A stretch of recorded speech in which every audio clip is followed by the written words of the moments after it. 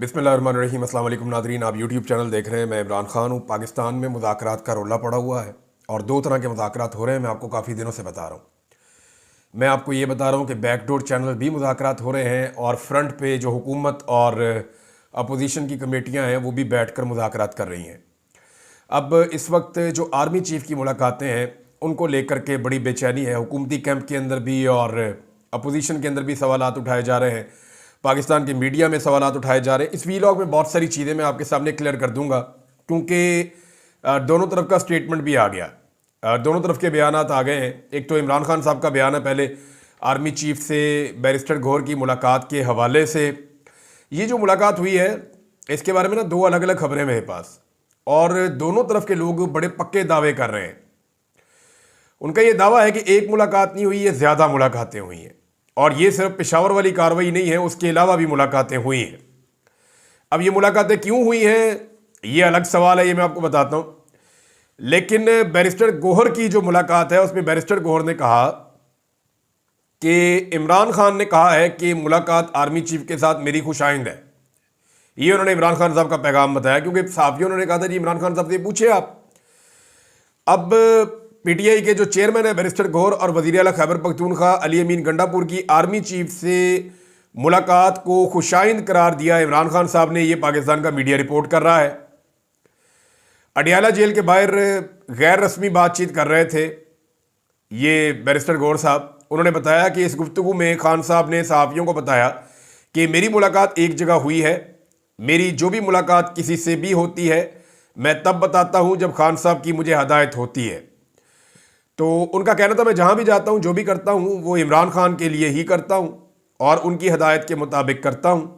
इमरान खान ने मेरी मुलाकात को खुशाइंद करार दिया है। मुल्की इस्तेहकाम के लिए ये बहुत ज़रूरी है। हमारे दरवाजे बातचीत के लिए हमेशा खुले थे, दूसरे दरवाजे बंद थे, लेकिन अब अगर बातचीत का आगाज़ हुआ ही है और बात आगे बढ़ती है तो ये मुल्क के इस्तेहकाम के लिए बहुत अच्छा होगा। हमारे दो ही मुतालबात हैं कि जुडिशल कमीशन बने और वो दो वाक़यात की इंक्वायरी करे, और दूसरा मुतालबा जो है वो जो गैर कानूनी तौर पे सियासी कैदी रखे हुए हैं उन्हें रिहा किया जाए। उन्होंने कहा कि मेरी आर्मी चीफ से मुलाकात हुई, मैं और गंडापुर दोनों आर्मी चीफ से मिले। उनका कहना था कि मुलाकात हमारी पेशावर में हुई, हमने अपना सारा मामला आर्मी चीफ के सामने रख दिया है। अब ये लोग जो बाकी लोग बैठे हुए थे वहाँ पे, एमन वली खान या जो बाकी पॉलिटिकल पार्टीज के लोग थे, इवन फजल रहमान की पार्टी हो गई, पीपल्स पार्टी का गवर्नर हो गया, उनके सामने तो ये फिर ये बात नहीं हुई, नहीं तो मुलाकात फिर अलग है। अब यहाँ तो बैरिस्टर गौहर कंफर्म कर रहे हैं। उन्होंने कहा कि एस्टेब्लिशमेंट के साथ बराह रास्त जो मुज़ाकरात है वो खुशाइंद है और हमने आर्मी चीफ के सामने सारे मुतालबात हमारे जो हैं या जो सारी सूरत है वो अपना पूरा मामला उनके सामने रखा है।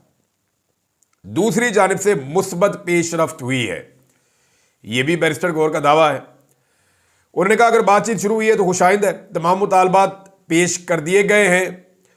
इमरान खान से मुलाकात के बाद पार्लियामेंट हाउस वो पहुंचे और पीटीआई मुज़ाकराती कमेटी के सरबराह उमर अयूब साहब से उन्होंने मुलाकात भी की और प्रेस कॉन्फ्रेंस दोनों तरफ से हुई है, क्योंकि आज के दिन में कमेटी की मीटिंग भी हुई और पाकिस्तान तहरीक इंसाफ गई और जाकर पाकिस्तान तहरीक इंसाफ ने जो तहरीरी मुतालबात हैं वो पेश कर दिए कमेटी को। इस पर मैं बाद में आता हूं। अब इमरान खान साहब और उनकी जमात पहले दिन से एक बात कह रहे हैं। वो ये कहते हैं कि जनाब मुज़ाकरात तो हमने करने हैं एस्टेब्लिशमेंट के साथ, क्योंकि बनते ही उनके साथ हैं। इन्हीं के पास असली फॉर्म 45 हैं, उन्हीं से बात होगी।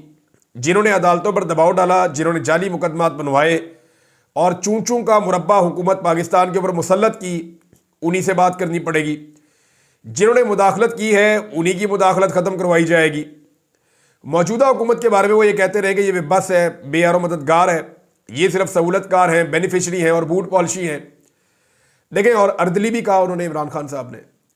तो ये हुकूमत खुद अपने मुंह से भी कह चुकी है कि जी हम तो अर्दलियों के अर्दली हैं, तो हमारे तो हक में भी कुछ नहीं, हमारे हाथ में कुछ नहीं है।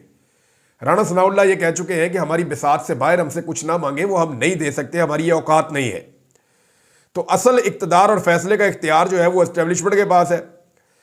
अब चंद सवालात पैदा होते हैं कि एस्टेब्लिशमेंट इन मुज़ाकरात में क्यों आई।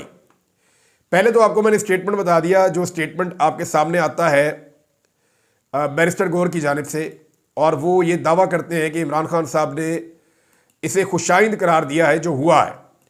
दूसरी जानिब जनाब जो अस्करी ज़राए हैं वहाँ से भी अब खबर आती है, डायरेक्टली कोई ISPR ने इसके ऊपर बयान जारी नहीं किया।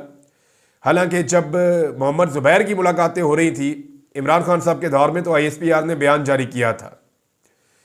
बैरिस्टर गौहर और गंडापुर से पेशावर में बातचीत खैबर पख्तूनख्वा में सिक्योरिटी और इंसदाद दहशतगर्दी मामलात के तनाज़ुर में हुई है। बैरिस्टर गौहर ने सियासी मामलात पर बात करने की कोशिश की। बैरिस्टर गौहर को जवाबन बता दिया गया कि सियासी मामलात पर बातचीत आप सियासतदानों से करें। बातचीत को सियाको सबाक से हटकर पेश किया गया। कोशिश की गई है कि सिक्योरिटी मामलात पर होने वाली बातचीत को सियासी रंग दिया जाए, जो अफसोसनाक है। ये जी अस्करी ज़राए से फिर ये खबर जारी की गई है। अब मामला ये है कि अस्करी ज़राए के ऊपर एतबार कौन करे। अस्करी ज़राए तो खबरें बड़ी बड़ी अजीब देते रहे हैं। वो ये भी कहते रहे हैं कि पाकिस्तान तहरीक इंसाफ जो है वो 10-12 सीटें जीतेगी, फिर हमने देखा वो 180 से ज़्यादा सीटें जीत गई पाकिस्तान में। अस्करी ज़राए तो हमेशा ये कहते हैं कि हमारा सियासत में कोई किरदार नहीं है, बल्कि ज़राए क्या वो खुद आकर सामने कहते हैं कि सियासत में हमारा कोई किरदार नहीं। फिर हम देखते हैं कि उनका एक बदतरीन किरदार पाकिस्तान की सियासत के अंदर हमेशा रहता है। तो अस्करी ज़राए जो कार्रवाई डाल रहे होते हैं ना, वो कभी बता नहीं रहे होते। एक तो ये बात आप कंफर्म कर लें। दूसरा एक और चीज़ भी हाईलाइट की गई कि DG ISPR जनाब अहमद शरीफ साहब ने लाहौर में सहाफ़ियों की बड़ी तादाद से कुछ दिन पहले एक मुलाकात की और उस मुलाकात में उन्होंने यकीन दिलाया कि हम बिल्कुल न्यूट्रल हैं, हमारा सियासत से कोई ताल्लुक़ नहीं है, हमारे लिए सारी सियासी जमातें एक जैसी हैं, कोई भी सियासी जमात या सियासी लीडर हमारा फेवरेट नहीं है और कोई भी शख्स जो है वो रियासत से बड़ा नहीं हो सकता। ये स्टेटमेंट एक दौर में आसिफ गफूर साहब ने दिया था। उन्होंने कहा था जी कोई भी जो है वो आर्मी चीफ अपनी फ़ौज से बड़ा नहीं होता और कोई भी फ़ौज अपने मुल्क से बड़ी नहीं होती। तो ये उससे मिलती जुलती बात मुझे लगती है। अब ये अभी हुई है ये मुलाकात, लेकिन मुझे अच्छी तरह याद है बिल्कुल ऐसी ही एक मुलाकात हुई थी, उसमें मैं भी मौजूद था लाहौर में।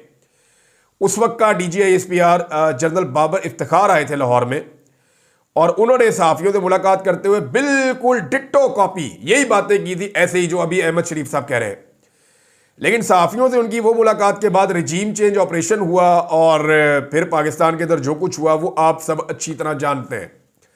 लिहाजा अस्करी ज़राए से खबर आ रही है कि जी कोई मुलाकात नहीं हुई और वो तो सिक्योरिटी की बातें हैं। अब बैरिस्टर गौहर जो है वो क्या सिक्योरिटी के बारे में बताएंगे, सिक्योरिटी कैसे टाइट होती है। यानी बैरिस्टर गौहर तो पहले कानूनदान हम समझते थे, फिर सियासतदान हम समझते हैं, अब हम उन्हें सिक्योरिटी एक्सपर्ट के तौर पे भी लेंगे। तो सिक्योरिटी में बेचारे बैरिस्टर गौहर क्या बताएंगे, उनका उसमें कोई एक्सपीरियंस नहीं है। यानी उनके तो अपनी सिक्योरिटी घर की ऐसी थी कि 4 बंदे आ जाए तो अंदर घुस के उन्होंने सारी तोड़ फोड़ कर दी थी एक दिन, मुझे अच्छी तरह याद है, वो विजुअल मैंने देखे हुए हैं।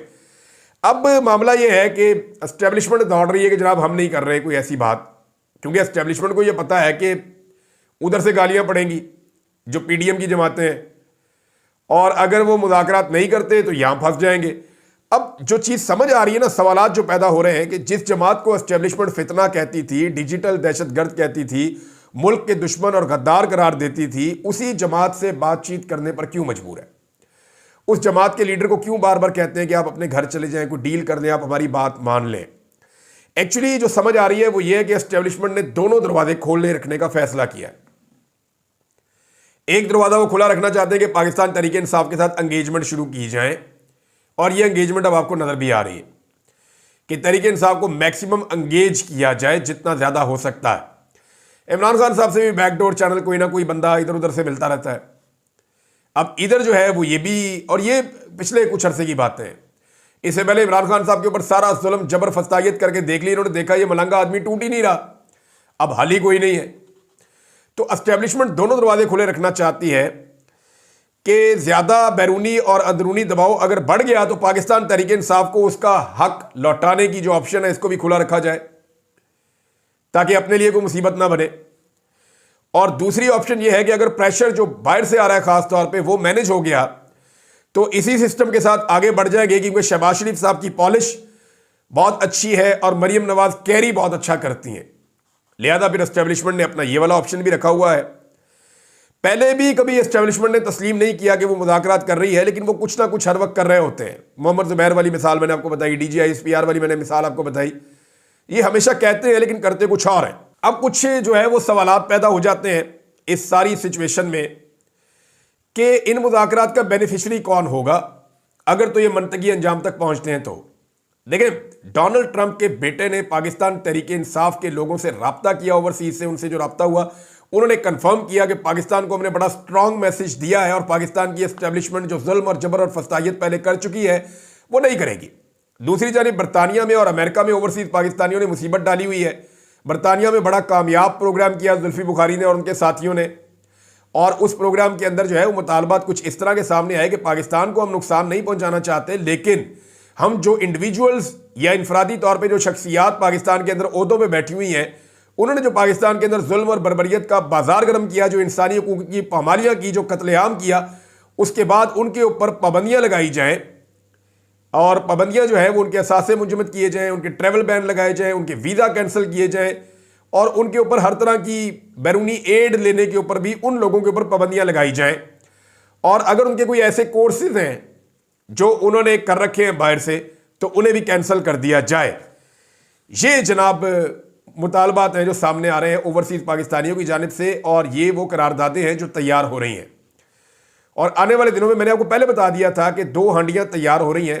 जो बरतानिया वाला मामला वो आपने देख लिया, उसका बहुत प्रेशर आया पाकिस्तान पे, और 15 MPs की मौजूदगी ये बहुत बड़ी तादाद है। नॉर्मली उनकी जो कमेटी रूम्स के अंदर इस तरह की मीटिंग होती है उनमें 2, 4, 5 MP से ज़्यादा नहीं आते, यानी तमाम जमातें अपनी नुमाइंदगी भेज देती हैं लेकिन ज़्यादा लोग नहीं आते। लेकिन यहाँ पे 15 MPs ने बैठ के ये साबित किया है कि बरतानिया के अंदर इस मामले को बड़ी हसासियत के साथ देखा जा रहा है, और ये ओवरसीज पाकिस्तानियों की एक बड़ी कामयाबी है। अगर 8-10 सेनेटर्स आ जाते हैं पाकिस्तान तहरीक इंसाफ या ओवरसीज पाकिस्तानी जो करने जा रहे हैं अमेरिका में, वहाँ कांग्रेशनल मीटिंग के अंदर अगर 8-10 अमरीकी सेनेटर्स आ जाते हैं, तो इसका मतलब ये है कि वहाँ पे भी एक बहुत बड़ी कामयाबी मिल जाएगी पाकिस्तान तहरीक इंसाफ को या ओवरसीज पाकिस्तानियों को, और उसके बाद रास्ता खुल जाएगा बाइंडिंग रेजोल्यूशन का। और अगर बाइंडिंग रेजोल्यूशन पास हो जाती है तो फिर इस रजीम के लिए बड़ी मुश्किलात पैदा हो जाएगी। अब सवालात ये है कि अगर तो एस्टेब्लिशमेंट दबाव का सामना ना कर पाई, खसूसन जो बाहर से आ रहा है, तो मुज़ाकरात तो कामयाब हो जाएंगे जो बैकडोर चैनल हो रहे हैं। और अगर ये मुज़ाकरात कामयाब होते हैं तो कुछ सवालात हैं। नंबर 1, ज़्यादा शराइत किसकी मानी जाएंगी, इमरान खान की या एस्टेब्लिशमेंट की? पाकिस्तान में इलेक्शन कब तक होंगे, बड़ा आम सवाल है। अब ये कहा जाना शुरू हो गया है 2026 इलेक्शन का साल है, और सारे लोग जो भाग दौड़ कर रहे हैं ये इलेक्शन की तैयारियां कर रहे हैं। ये जो बार बार स्टेटमेंट आ रहे हैं कि इकोनॉमी ठीक हो गई, ये ठीक हो गया, वो ठीक हो गया, हालांकि हर चीज का इन्होंने बेड़ा ही गर्क करके रख दिया। झूठ पे झूठ बोल रहे हैं। मरियम नवाज जाके बच्चों को कहती है कि मैं धुंध के बावजूद हेलीकॉप्टर उड़ा के पहुंच गई हूं, मुझे बच्चों से प्यार है। वो तारिक मतीन साहब ने फोन किया और वहां से बाकायदा रिकॉर्डिंग करके चला दी कि जनाब महकमा मौसमियात वाले बता रहे हैं कोई फ्लाइट कैंसिल नहीं हुई और कोई धुंध मौजूद नहीं थी, ना फैसलाबाद में ना लाहौर में। तो झूठों के सर पे अगर सींग होते ना तो ये 12 सिंगा होते। यानी कोई अगर झूठ बोलने वाली मशीन भी होती तो वो अब तक थक जाती, टूट जाती, बर्बाद हो जाती। लेकिन मरियम नवाज के झूठ खत्म नहीं हो रहे। हम रोजाना जब भी वो बोलती है उनके मुंह से 4, 5, 6, 7 झूठ निकल ही जाते हैं। और मजे की बात यह कि ज्यादातर झूठ उनके पकड़े जाते हैं। तो इलेक्शन कब तक होंगे? 2026 की तारीखें लोग दे रहे हैं, ये 2025 में भी हो सकते हैं इलेक्शन। तीसरा सवाल यह है कि पाकिस्तान तहरीक इंसाफ के लिए मुल्की सियासत में क्या स्पेस वापस खुल जाएगी? यानी कि हम देखेंगे पाकिस्तान तहरीक इंसाफ मीनार पाकिस्तान पे जलसा करे, मुल्तान में जलसा करे, इस्लामाबाद में जलसा करे और पूरे पाकिस्तान के अंदर उनके जलसे जुलूस खुल जाएं। क्या लोग पाकिस्तान तहरीक इंसाफ का झंडा लेकर घूम सकेंगे सिंध में, बलूचिस्तान में, इस्लामाबाद में, पंजाब में? ये वो सवालात हैं जिनके जवाब आपको आने वाले दिनों में मिल जाएंगे कि जनाब अपने घर की छत पे आप PTI का झंडा लगाएं तो रेड तो नहीं होती। ये वो टेस्ट है जिसके अंदर ये निज़ाम पास हो गया तो समझो कि इस निज़ाम ने अपने आप को न्यूट्रल करने का फैसला किया है। पांचवा सवाल यह है कि क्या सियासी कैदियों की रिहाई हो जाएगी इसके बदले में? यह भी आपको आने वाले दिनों में पता चलेगा। छठा सवाल यह है कि 26वीं आईनी तरमीम से सुप्रीम कोर्ट का और आइन का जो हुलिया बिगाड़ा गया है उसे कैसे दुरुस्त किया जाएगा? ये बड़ा सीरियस इशू है। सातवां ये है कि पाकिस्तान की जो एस्टेब्लिशमेंट है, इसके वादों का जामिन कौन होगा, ये किसको जमानत देंगे। ओवरसीज पाकिस्तानियों के अंदर बहुत बड़ी बड़ी शख्सियात हैं, क्या उनको जामिन बनाएंगे, उनको जमानत देंगे, और इनकी गारंटी मानेगा कौन, क्योंकि ये किसी वक्त भी किसी को भी धोखा दे देते हैं।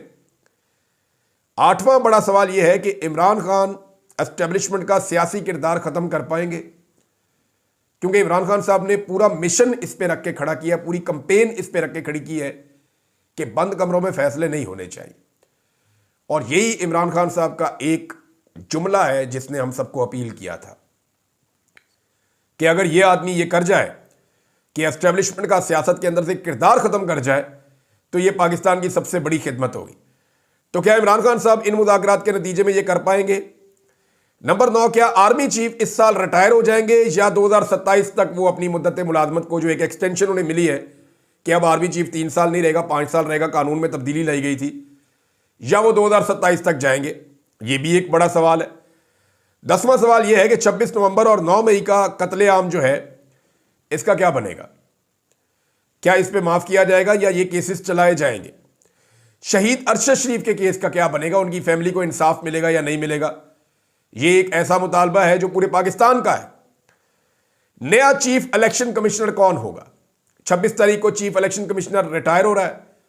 हालांकि 26वीं आईनी तरमीम में इन्होंने दाव लगा दिया था, और दाव इन्होंने ये लगाया था कि जनाब जब तक नया नहीं आता ये अपना काम करता रहेगा। अब होना तो चाहिए कि पीटीआई अपोजिशन पार्टी है, हुकूमत जो है, ये मिलकर एक नया चीफ इलेक्शन कमिश्नर लेकर आए, लेकिन ऐसा बंदा आना चाहिए जो न्यूट्रल हो और वो free and fair election Pakistan में करवाए। फिर जजों की तैनातियों में जो 2 नंबरियां हैं, क्या वो खत्म हो पाएंगी? अब एक जो है वो फौरी तौर पे प्रेस कॉन्फ्रेंस की हुकूमत ने और एक प्रेस कॉन्फ्रेंस की अपोजिशन ने, जब मुतालबात पेश किए गए हुकूमत के सामने पाकिस्तान तहरीक इंसाफ की जानिब से, जो मुतालबात पेश किए गए पाकिस्तान तहरीक इंसाफ की जानिब से, उसमें उन्होंने ये कहा कि जी 2 आप मुख्तलिफ कमीशंस बनाएं जो तहरीरी मुतालबात हैं। तहरीक इंसाफ ने हुकूमत की मुज़ाकराती कमेटी के साथ होने वाली तीसरी मुलाकात में अपना चार्टर ऑफ डिमांड तहरीरी शक्ल में पेश कर दिया, जिसमें पीटीआई ने 2 अलग अलग इंक्वायरी कमीशन बनाने का मुतालबा किया। तहरीक इंसाफ ये कहती है, अलीमा खान साहब ने भी ये बात आकर दोहराई कि जो आपने कमीशन बनाने हैं ये सीनियर तरीन जजेस के ऊपर बनने चाहिए और ये न्यूट्रल जजेस होने चाहिए। यहां पे हुकूमत जो है वो कोई 2 नंबरी ना करे, जैसे अपनी मर्जी के बेंच बना दिए, अपनी मर्जी की चीजें बना दी, तो यहां पे ये ना करें। और साथ ही साथ जो डिमांड है उसके अंदर यह है कि 9 मई और 26 नवंबर पर जुडिशल कमीशन का क़याम किया जाए, और साथ ही साथ उन्होंने कहा कि जी जो सियासी कैदी हैं उनको रिहा किया जाए। हुकूमत जुडिशल कमीशन पर 7 दिनों के अंदर फैसला करे और 7 दिनों में फैसला करके बताए, और हुकूमत से कमीशन ऑफ इंक्वायरी एक्ट 2017 के तहत कमीशन बनाने का मुतालबा किया। दोनों कमीशन चीफ जस्टिस या सुप्रीम कोर्ट के 3 हाजिर सर्विस जजेस पर मुश्तमिल हों। हुकूमत 7 दिन के अंदर कमीशन कायम करे। दोनों कमीशन की कार्रवाई आम लोगों और मीडिया के लिए ओपन रखी जाए। फिर इसमें मजीद कहा गया कि 9 मई कमीशन तहकीकात करे, पाकिस्तान तहरीक इंसाफ के बानी इमरान खान साहब की गिरफ्तारी के हालात की जो कानूनी हैसियत है वहां से मामला शुरू किया जाए कि इस्लामाबाद हाई कोर्ट के अहाते में रेंजर और पुलिस के दाखिले का जिम्मेदार कौन था, मामला वहां से शुरू होना चाहिए। फिर गिरफ्तारी के बाद जो मुल्क भर में वाकयात पेश आए और ख़ास तौर पर इन हालात की तहकीकात जिनमें अफराद के ग्रुप्स हसास मुकामात तक पहुंचे, कैसे पहुंचे, सीसीटीवी फुटेज कहां है, ये सारे सवालात रखे गए कि इनके ऊपर कमीशन बनाया जाए और इन लाइंस के ऊपर 26 नवंबर और 9 मई के ऊपर बाकायदा तहकीकात करके चीज़ें सामने लाई जाएं। अब उसमें जनाब ये भी कहा गया कि 24 से 27 नवंबर के बाद शोहदा और जख्मियों की तादाद और लापता होने वाले अफराद की तफसीलात क्या है, ये भी सारा पता किया जाए, कमीशन बनाया जाए, वो चेक करें लापता अफराद के हवाले से, लाशों के हवाले से, गोलियां चलाई गई क्यों चलाई गई, जो तशद्दुद किया गया क्यों किया गया, किसके हुक्म पर तशद्दुद किया, किसके हुक्म पर गोलियां चलाई, ये सारी चीज़ें मुतालबात के अंदर शामिल हैं। सीसीटीवी फुटेज की रिकॉर्डिंग की क्या हालत है ये भी बताया जाए। अस्पतालों और तिब्बी मराकज से भी सीसीटीवी फुटेज ली जाए 24 तारीख से लेकर 27 नवंबर तक की, और उसके बाद जो है वो commission blue area Islamabad commission जो है वो ब्लू एरिया इस्लामाबाद में चाइना चौक से डी चौक तक मुख्तलिफ मकामात पर रिकॉर्ड की गई सीसीटीवी फुटेज की जो हालत है उसका जायज़ा ले, अस्पताल के अंदर जो रिकॉर्ड लाया गया उसका जायज़ा ले। ये वो तमाम चीज़ें हैं जो वो कमीशन देखे। तो ये 2 कमीशन मांगे। बज़ाहिर जो उसके बाद हुकूमत ने एक प्रेस कॉन्फ्रेंस की, हुकूमत ने पाकिस्तान तहरीक इंसाफ के ऊपर बड़े सीरियस एलिगेशंस लगाए और उन्होंने कहा जी कि तहरीक इंसाफ जो है वो ज़्यादती कर रही है, गलत बात कर रही है। हुकूमत ने इनके मुतालबात जो हैं वो मुस्तरद कर दिए और मुस्तरद करते हुए ये कहा जी कि यानी एक तरह से उन्होंने कहा जी कि कमीशन नहीं बनेगा, लेकिन फिर भी उन्होंने ये बताया कि 7 दिन का वक्त है, तो 7 दिन के अंदर हम आपको बताएंगे। अब वैसे तो ऐसे उनकी बातों से लग रहा है कि जैसे उन्होंने मुस्तरद कर दिया है, और ये हुकूमत का रवैया था और हुकूमत ने कुछ सवालात उठा दिए फौरी तौर पे इस मुतालबात की फहरिस्त को पढ़ते हुए। और पाकिस्तान तहरीक इंसाफ के मुतालबात के बाद हुकूमत की जानिब से जो सवालात आए उस पर फिर पाकिस्तान तहरीक इंसाफ ने भी एक प्रेस कॉन्फ्रेंस कर दी। उन्होंने कहा जी अब आप कमीशन नहीं बनाते तो आप फारिग हैं, अब आपको हमने टाइम दे दिया है और हमारे चेयरमैन ने ये कहा इमरान खान साहब ने कि आपके पास यही टाइम है, कमीशन आपको बनाने पड़ेंगे, अगर आप कमीशन नहीं बनाते तो फिर आप फारिग हैं।